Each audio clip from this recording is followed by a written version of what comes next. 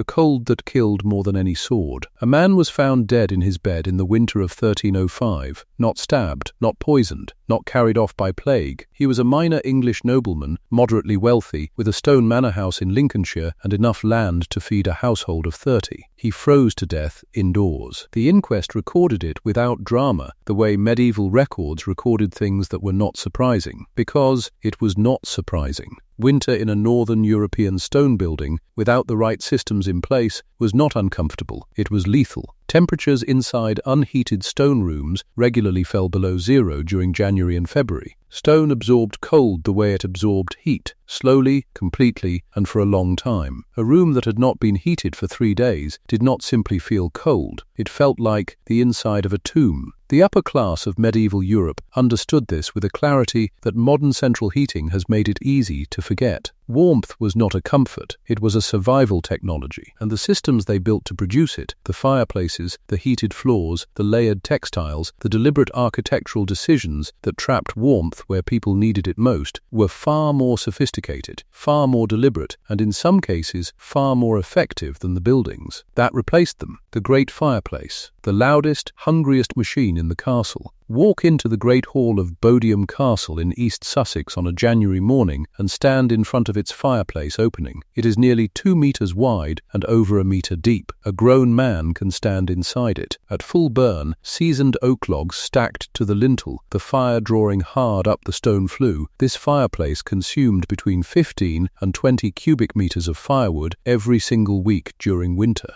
That is not a figure from a conservation leaflet. It appears in similar quantities in the household accounts of comparable English manors throughout the 14th century. 15 to 20 cubic meters every week. For roughly 16 weeks of serious winter heating, a single manor house of moderate size required the management of a small woodland simply to stay warm. The transition from the central hearth, an open fire burning in the middle of the great hall floor, its smoke rising through a hole in the roof, to the wall fireplace with a proper stone chimney, was one of the most significant architectural developments of the 12th and 13th centuries. The central hearth had one advantage. It radiated heat in all directions equally. It had one catastrophic disadvantage. The smoke stayed in the room until enough of it rose high enough to exit through the louvre, a gap in the roof that let weather in as readily as it let smoke out. Documented accounts from the 11th century describe great halls so thick with smoke during winter that candles could not be kept lit at the far end of the room. Guests ate with watering eyes and left with their clothing carrying the smell of the fire in every fibre. The wall fireplace solved the smoke. It did not entirely solve the heat. A wall fireplace, for all its architectural elegance, is thermally inefficient compared to a central hearth. It pushes roughly 30% of its heat into the room and sends the rest up the chimney. Medieval builders knew this, at least in practical terms, and compensated for it in 2 ways. They made the fireplaces enormous, so that the 30% of a very large fire was still a meaningful quantity of heat, and they positioned people close to them, using the furniture arrangements and textile hangings of the great hall to create a warm zone immediately in front of the fire, rather than attempting to heat the entire cavernous space equally. The Lord did not sit at the far end of the hall out of tradition alone. He sat there because that was where the fireplace was. Hippocaust and heated floors. The Roman secret that medieval lords quietly stole. In the winter of 1277, Edward I of England ordered the renovation of his private chambers at the Tower of London. Among the specifications recorded in the royal building accounts is a reference to underfloor heating, a system of channels cut beneath the tiled floor of the royal apartment through which hot air from a furnace could be circulated, warming the floor surface from below and radiating that warmth upward into the occupied space above. The system was directly derived from the Roman hippocaust. The Romans had been gone from Britain for nearly 900 years. Their technology had not. The hippocaust worked on a principle of elegant simplicity. A furnace, a praefurnium, burned continuously in a basement space or side room. The hot combustion gases produced by this furnace were drawn through a series of channels or hollow spaces beneath the floor and sometimes within the walls of the room above, heating those surfaces from behind and below. The floor, typically tiled in stone or ceramic, absorbed this heat and radiated it gently and evenly into the room. Unlike a fireplace, which produced intense localized heat in one spot and left the rest of the room cold, a hippocaust system produced diffuse, even warmth across the entire floor surface. Rooms heated this way were, by the accounts of those who used them, dramatically more comfortable than rooms heated by fireplace alone.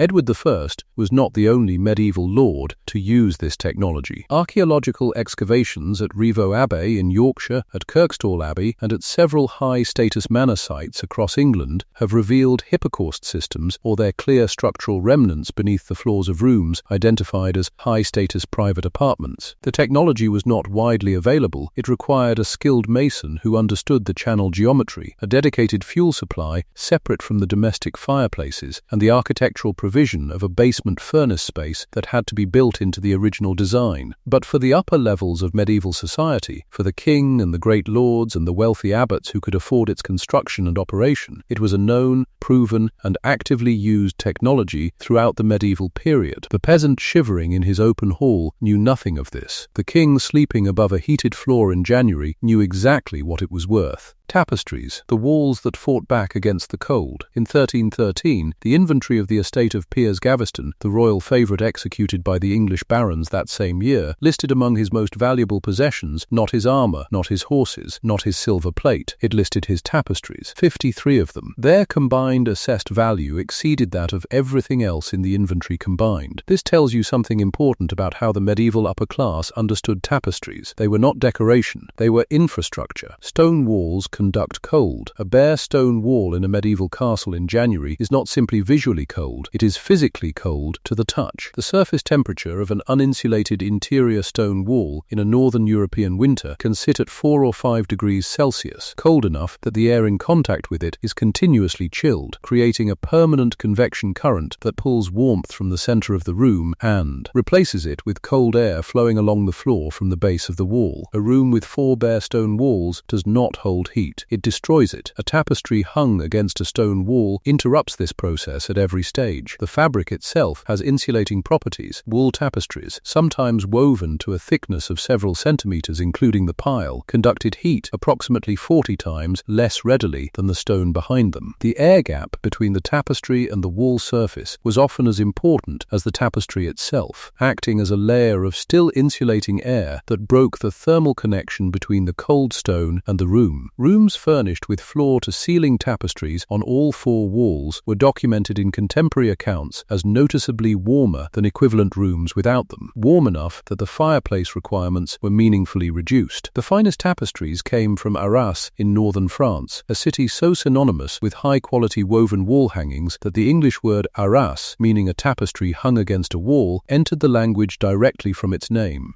A set of Arras tapestries commissioned for a major English lord's great chamber in the late 14th century cost between £200 and £500 at a time when a skilled craftsman earned approximately £4 per year. They were priced as the heating systems they functionally were. The solar, the room designed around the sun itself. There is a room in almost every surviving English medieval manor house and castle that faces south or southeast. Its windows are larger than those in any other room in the building. Its walls are slightly thinner. It sits on an upper floor above the cold that pools at ground level. It is called the solar, from the Latin solarium, a room of the sun, and it was the private apartment of the lord and his immediate family, chosen and positioned not for the view but for the passive heating that south-facing glazed windows provided during daylight hours. Medieval glass was expensive. In the 13th century, glazing the windows of a single room of moderate size cost more than the annual wages of 2 skilled labourers. Most windows in most medieval buildings were covered with wooden shutters, oiled cloth, or horn, translucent enough to admit a degree of light, but sealing against weather rather than inviting it. Glass was reserved for chapels, for high-status reception rooms, and above all for the solar, where its ability to transmit solar radiation while blocking wind and cold made it worth its enormous cost. A south-facing glazed solar in January, on a clear day in southern England, could maintain an interior temperature 8 to 10 degrees above the exterior temperature through solar gain alone, without any fire burning at all. The Venerable Bede described the sensation of sitting in a glazed room in winter sunlight in terms that communicate genuine wonder, warmth arriving from outside the building rather than being generated within it. For a medieval lord who understood what firewood cost, what labour cost, and what it meant to be warm without burning anything, a glazed south-facing solar was not a luxury. It was a rational investment in warmth that paid for itself across every winter of its existence. When the sun set and the solar cooled, the family moved. They moved to the room room with the fireplace. They moved close to it. They pulled the tapestries tighter against the wall. They added the last piece of the system, layers of wool and fur clothing that functioned as personal portable insulation, and they sat in the warmth they had engineered from stone and glass and woven wool and burning oak and the passive gift of a south-facing window. Outside, the temperature fell below freezing. Inside, they were warm, not because they were lucky, because they had built, across centuries of cold winters and hard observation, a system that worked.